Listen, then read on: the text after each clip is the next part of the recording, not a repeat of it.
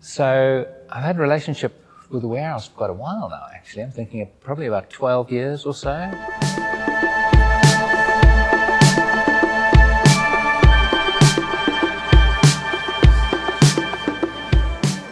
Hey, I'm Keenan Farquhar. I'm the assistant pastor at Church of the Holy Spirit in Kirstenhof. And my relationship with the warehouse spreads over a few years. I remember when I was a varsity student at Bible school, that was the first time that I originally encountered the warehouse. And something that stands out for me during that time was the Justice Conference. For the first time, my eyes were opened to a city that I've lived in my entire life, having this vast amount of inequality. And that actually God had something to say about that. Kind of walking together with the warehouse has been a real blessing, I think, both to myself but also to the church. And I think that's taken the form of trainings. I've probably lost count of trainings, workshops, the conferences, and also just one-to-one meetups and conversations. I think some of those have been really significant, providing space to reflect on some of the issues of our city. What does it look like to minister in the space?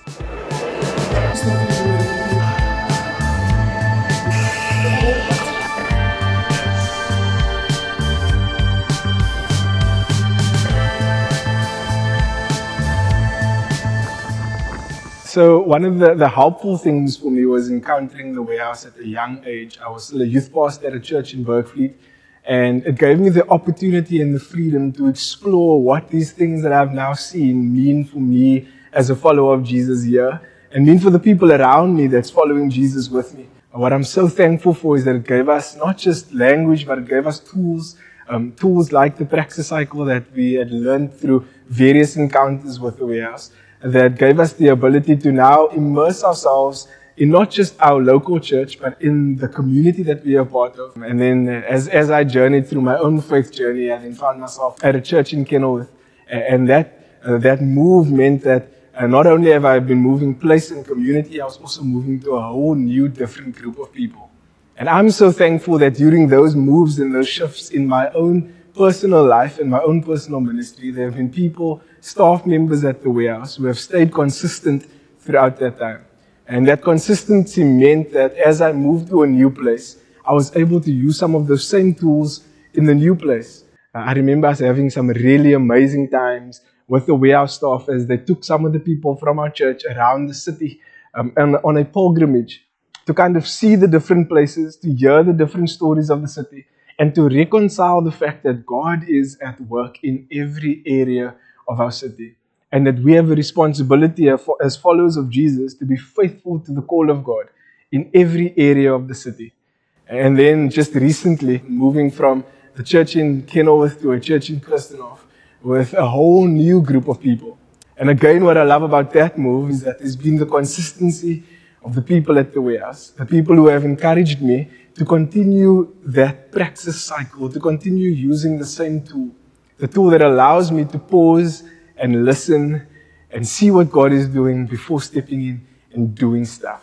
One of the things I've really valued is those spaces to stop and to reflect and say, what's going on here? So thinking of things like a praxis cycle, actually, and thinking through like being inserted into a space, recognizing what's going on there. What are we doing in the space? What's God saying into the space? What am I hearing from the community? And sometimes I think, especially in churches, we focus so much on understanding God's word and what it says to us, that we fail to do the same kind of exegesis and understanding of our communities, actually. And just doing simple things like a prayer walk around a neighborhood and going, wait a minute, I've never noticed that person or that house or this situation, and thinking, what's God saying about this? Is this God's kingdom coming here or not? Being challenged to think a little bit more about that has created, I think, real depth for reflection on stuff. And then it's been really helpful because it's shaped some of our praxis, some of how we live that out in terms of our ministries. And again, like I feel like it's such an issue as church, because sometimes we just keep doing what we've always done, and we just keep going, and we don't go, wait a minute, the world around us has changed.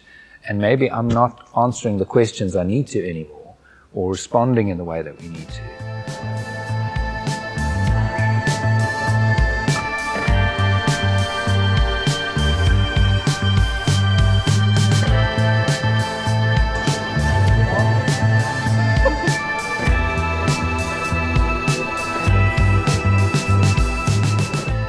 soup kitchens. I think so many churches do soup kitchens, and there is a need. I think there's definitely a huge need. One of the key things, I think, our table is very much inspired by the warehouse. I mean, the community supper at St. Peter's was the inspiration for that, and that was very much inspired by the warehouse and that recognition about how we treat and engage with others. Sometimes treats them as less, even when I'm giving or thinking that I'm helping. It's a place as a community that we come together around, rather than saying, as someone with power and resource, I come and I give out something, a handout to someone, and I do it in such a way that they feel like less. It's actually saying that as a community we share a meal together, rather than saying some people just get a slop of soup put on something, and simple things like even from the urban gleaning days, and we used to have people from the congregation that used to go and pack clothes and stuff over there. And one of the key things with that was also saying, do you know the name of the person that this is going to? And you don't bring it in a black bag, because what goes in black bags? Rubbish. So we give the rubbish bag to someone. What does that say about who they are? So we've got a little storeroom downstairs now. We were packing recently. We have clear bags. And you find out the name and then the age of the person and what they need, and you need to give dignity in the way that we give. So that shaped a lot of that. Also in terms of disaster response, actually. So we've done a lot of stuff around disaster response recently and looking at our preparedness as a church, and a lot of that has been inspired by the Respond Network as well, which have done some training with us and been looking at how as a church do we respond in intentional ways in partnership together with other NGOs and churches. So there were fires recently and floods.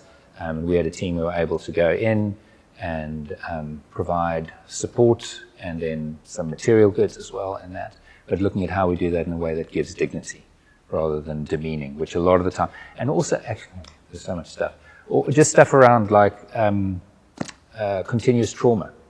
I think that's something that we very much learned, much talked about at the moment, but we very much learned from the warehouse, actually saying often you might have a child in your Sunday school class and they're behaving in a certain way, and starting to realize actually it might not be that their behavior is just really bad and they're a nightmare. They come from a context of, and you speak and you pray with them and you find out that their uncle was stabbed yesterday, or that something happened on the way back from school and they weren't safe. And they need to leave that Sunday school class and go back to that unsafe space. And that for many people are living in spaces of continuous trauma. How, as churches, are we being spaces that are trauma transforming rather, so that we're aware of some of that and saying that we're able to respond in ways that see Jesus' life come into that place? One of the core values of CHS is that we want to be a church where the table that people are sitting around extends beyond just our local church, and that everyone is invited to come and sit at this table. And that often comes with complications. And it's not always as easy as it sounds, because when you invite a whole lot of different people around the table, there's a whole lot of different things going on. People have fears and apprehensions to why they should be sitting next to someone or why they should be talking to another person. But as a church, we've decided to listen first and to press into the diversity that exists within our community, to press into the story of God within this community. And that's allowed us to have a broader picture of what God's doing in the city.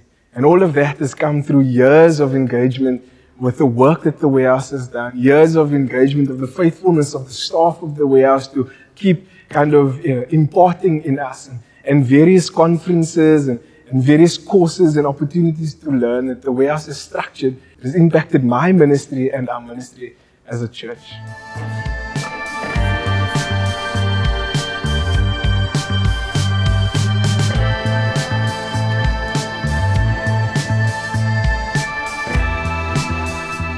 One of the things that we really long to see, and I really learned from the warehouse, is I think some of the theological concepts needs to be embodied in a lived community, actually. We can't just leave them as ideas out there. The communities in the world around us need to be looking in and going, I see Christ here, I see something different. Something also from the warehouse, I think, speak about sometimes being willing to be in those uncertain places where the answers aren't quite clear. And I think it's very easy sometimes for us to go, I want A plus B to equal C. And then when it doesn't, that realization that actually we're operating in this complex and actually deeply dysfunctional ecosystem of dependency and God complexes and paternalistic helping that is not actually changing people. And sometimes the way I help actually does more harm than good in a situation. And sometimes those conversations have been difficult because I've had to realize what I'm doing or what we're doing as a church. And I say, we're doing this to the Lord and we're doing this to help you. And then realizing, actually, I may be doing more harm here. Those conversations are not easy to have, but I feel like they have been so transforming for us in the same way that iron sharpens iron, to actually say, well, maybe we need to change what we're doing, and that it means that there's a better way of engaging. My wife used to work for the warehouse, and so everything we do at home has been formed by a time that she spent at the warehouse. And so in our own personal lives, we try really hard to ensure that the people that we spend our lives with look different to us, that they have different stories that can inform our story, that the people we are inviting to be a part of our table at home, to sit around and have meals with, are people who don't necessarily share the same lived reality as we do, but it has a different perspective on the world that can challenge us to be more faithful in our following of Jesus. And then in my own personal ministry, I think one of the ways that it's helped me the most is to recognize that it's okay to pause, and to stop, and to listen, and to be aware of the fact that God is at work before we even show up. I think there's such a temptation with church work to try and solve the world's problems, to try and get in there, and your ministry is going to be the thing that fixes the problem. And what I've really appreciated is that through my engagement with the warehouse, I've learned the tool of waiting, stopping, and recognizing that actually the world and the church belongs to the Lord. And we get to partner with God in what God is already doing. I don't have to change people. I can't even change myself. Our dependence is on the Lord to do that. And the beauty of being released to do that means that we can minister with a far greater freedom as we recognize that, yes, we have a role to play and we participate, but that it's God that's weaving the story together. And so I'm thankful for the engagement from the warehouse and the faithfulness to different members of staff throughout the years that have helped shape that in me.